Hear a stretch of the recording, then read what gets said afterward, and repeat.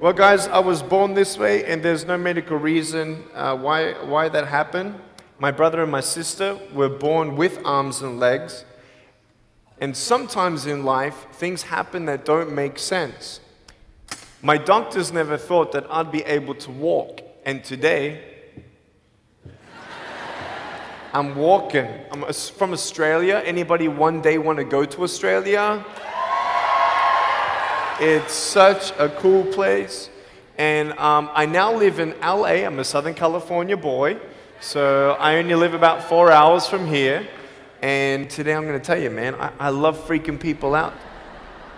One day I'm in a car. I'm in the front seat. I'm not driving, of course. Can you imagine if I'm driving a car? They reckon they can put a joystick, that thing that controls my wheelchair, we can put that in a car. Like, how fully sick is that? Like, imagine if I get pulled over by the cops. Can I have your driver's license, please? Yeah, but it's over there, you're gonna have to get it. Imagine if I'm in big trouble. Put your hands up! Get out of your car!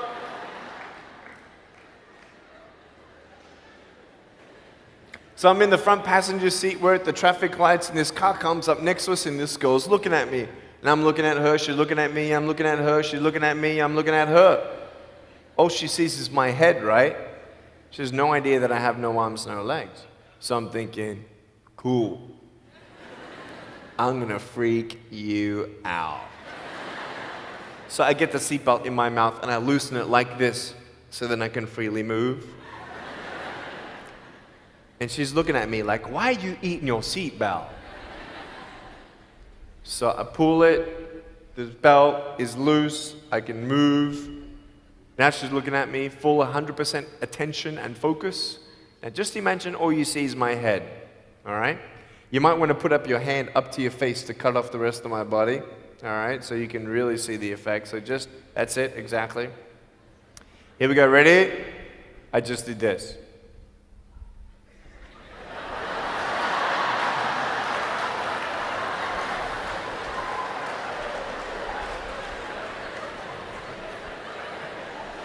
And her face, man, she was like, she nearly ran the red light, man. It was so good. My parents always said, Nick, you don't know what you can achieve until you try it. And the doctors looked at me and said, he's not going to walk, he's not going to go to school, he's not going to do anything in his life. And then my parents, they just loved me like crazy and said, you got to try. Try this, try that, try this, try that. And I'm thinking sometimes like, Mom and Dad, you're crazy, man. I have no arms, no legs. How would I ever be able to do this or do that? But they encouraged me and they loved me. And as human beings, we're waiting for stuff like that. We all want love. Everybody say love. Love. Very good. We all want love. And, I went to school and I wanted to be cool, You go to school and you want to be accepted, And so you see these guys and you're like, oh, man, Everyone swears like every third sentence, F this and F that and F and this and F. Like what? Like they think they're cool, And so I'm thinking, man, maybe I need to be like them to be cool. And then you compare each other with how we look, and I wish I was smarter, I wish I was taller, I wish I was shorter, I wish I was more popular, I wish I did this, I wish I didn't have that. I wish my life was different. That was me when I was about 8 years old. I looked at myself and I looked at everybody else, and everyone else had more than me. And I'm asking, why? Why me? Have you ever asked the why me questions, but get nowhere? If I had no answers from the doctors, and if I had no answers from my parents, I still have a choice every day in my life to keep going or give up. You see this book up here? This is my favorite book in the whole wide world. This is my favorite book, the Bible. And here I am.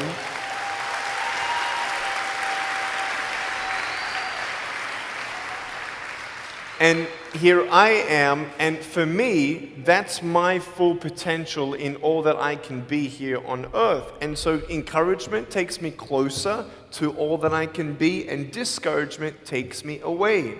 You see, it only takes 3 seconds for someone to tease me when I was at school and just say, hey, you ugly. Yeah, you can't do this and you can't do that. And some of you thinking like, man, seriously? You had kids picking on you? Like, how heartless are those kids? Picking on me with no limbs, like, you would probably say, well, I'm not that bad. I wouldn't pick on a kid with no limbs. But why would you pick on anyone? Well, because it's fun. It's just culture. Okay, we'll get to that. But for me facing all that stuff, I'm getting these seeds. Everybody say seeds. S-E-E-D-S, seeds. Have you seen the pictures of the sequoia reds up here in California? These huge trees. Like some of the trunks could be as nearly big as this room. I've seen those photos where they've actually dug out a tunnel in a trunk of a tree. You can drive a full-size SUV right through it. That all started with a little seed. If you leave a seed of lies in your heart and in your mind and you don't know the truth, if you don't know the truth, you will die with the lie. I started dying because I started believing what I was told. I want you to know the 3 things that I needed to come to in my life is the truth of my value, the truth of my purpose, and the truth of my destiny. I want you to know something. In our mind, we put ourselves down all the time. I want to ask you today, do you think I'm cool enough to be your friend? But I don't swear, I don't use the F-bomb. Am I still cool enough to be your friend? But I don't tease people. Am I still cool enough to be your friend? But I have no arms, no legs. Seriously.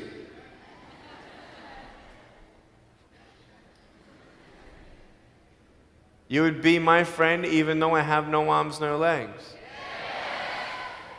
So you're telling me it actually doesn't matter, right? If it actually doesn't matter for how we look, then why do we tease each other for how we look if it actually doesn't matter? Why is it that we look ourselves in the mirror and we see ourselves, well, we're having fun. Oh yeah, man, we're just part of culture, man. There were 12 people one day teased me, taking me away from my hope. 12, 11, 10, 9, 8, 7, 6, 5, 4, 3, 2, 1. Don't worry, I won't fall off because if I did, I'll break my arm. But 12 people teased me one day, and I can put a pretty brave face on, but cry on the inside. For real. Oh, it doesn't hurt. Yeah, it hurts. There was this one bully. I became his target for 3 weeks. And every time I go by him, I was 13, he was 17. I was in my chair. I'm only 4'9" in my other chair, my old chair. He's like 6 something, so he's huge, right? So I'm looking up at him, and every time I go by him, he's like, hey, there's Nick. He has no... And you can imagine what he said. And I'm like, what's his problem, man? So I tried to avoid him, and I was so embarrassed. He would say it really loud, and everybody would be looking, and some would be laughing. I'm like, what is this guy's problem, man? So one day, after 3 weeks, I went up to him, and I said, hey. He's like, hey.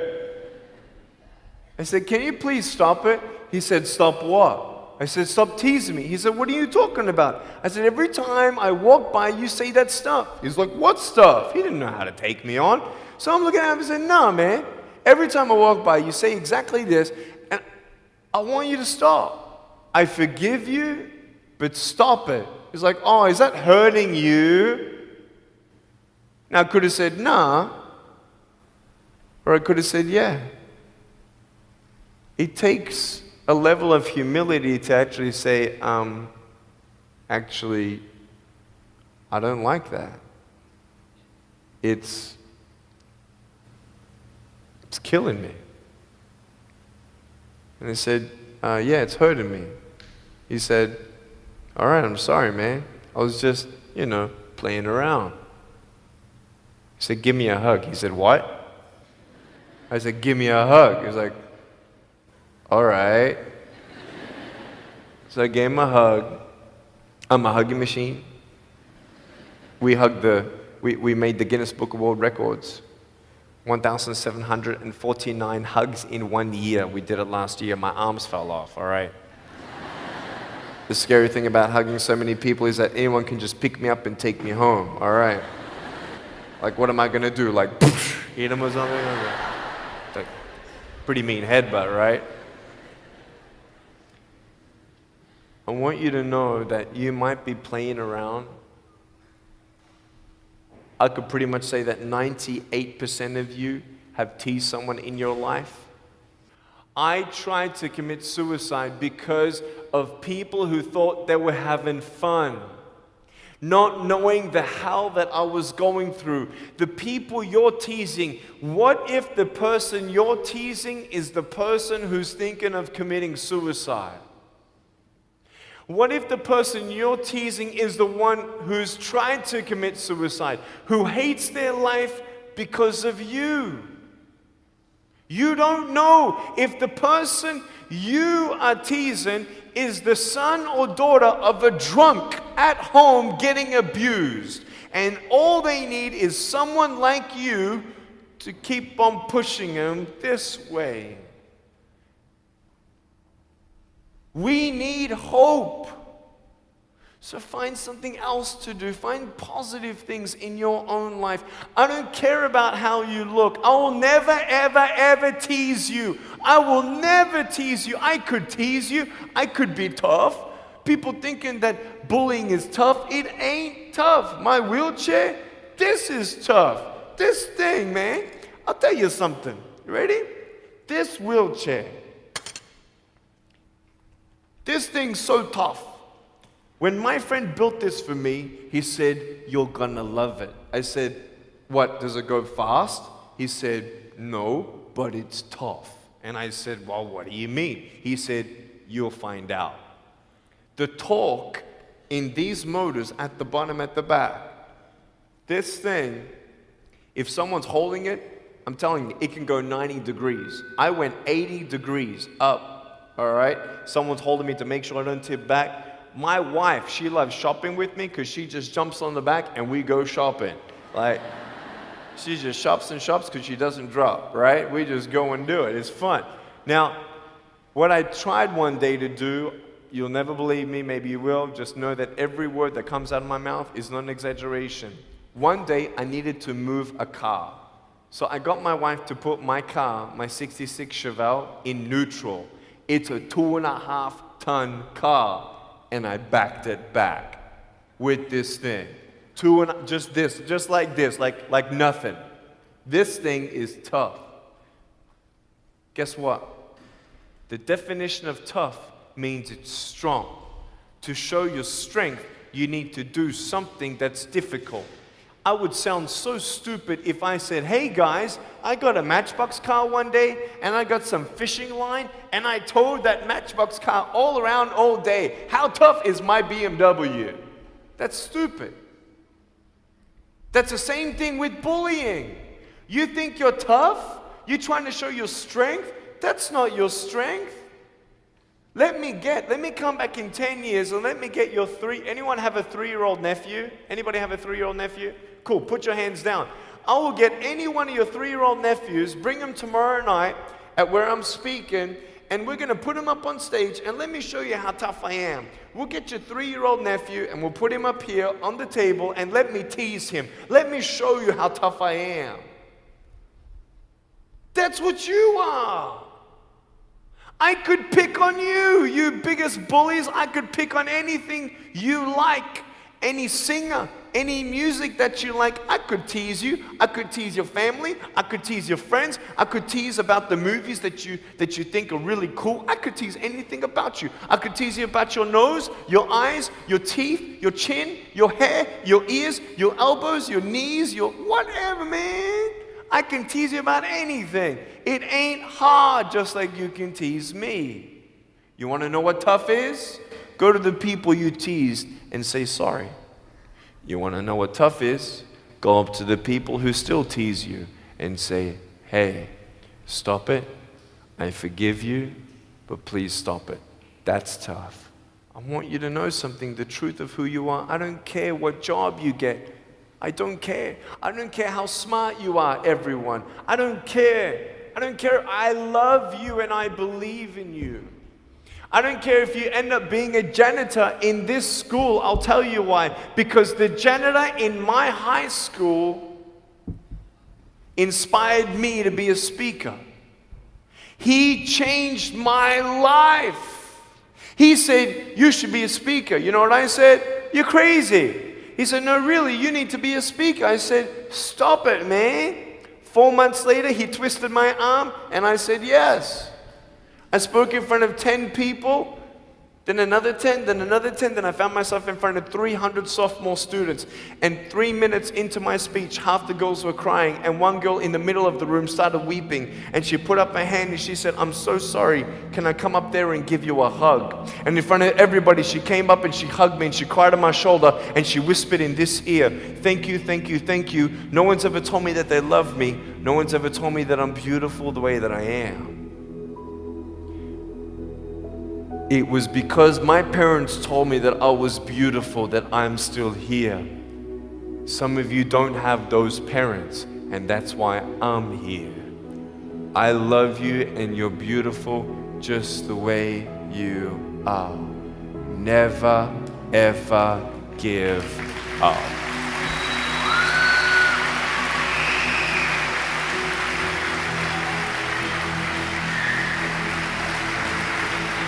How many schools do you think that I spoke to actually stopped bullying altogether? Okay. Whoever said one, you were correct. One school out of 600, I got a letter from the headmaster, and he said, Nick, you forever changed our school, blah, blah, blah. We haven't seen any bullies pick on anybody for 8 months straight. We don't know what happened, but in the best words that I can describe, there's just a new thought in the air that it just ain't cool anymore. It just ain't cool. I want to ask you, what are you going to do? Are you going to continue on at the risk of knowing that in each section, this section right here, 5 people are already trying to commit suicide? That section there, 5 people. When you extrapolate it out,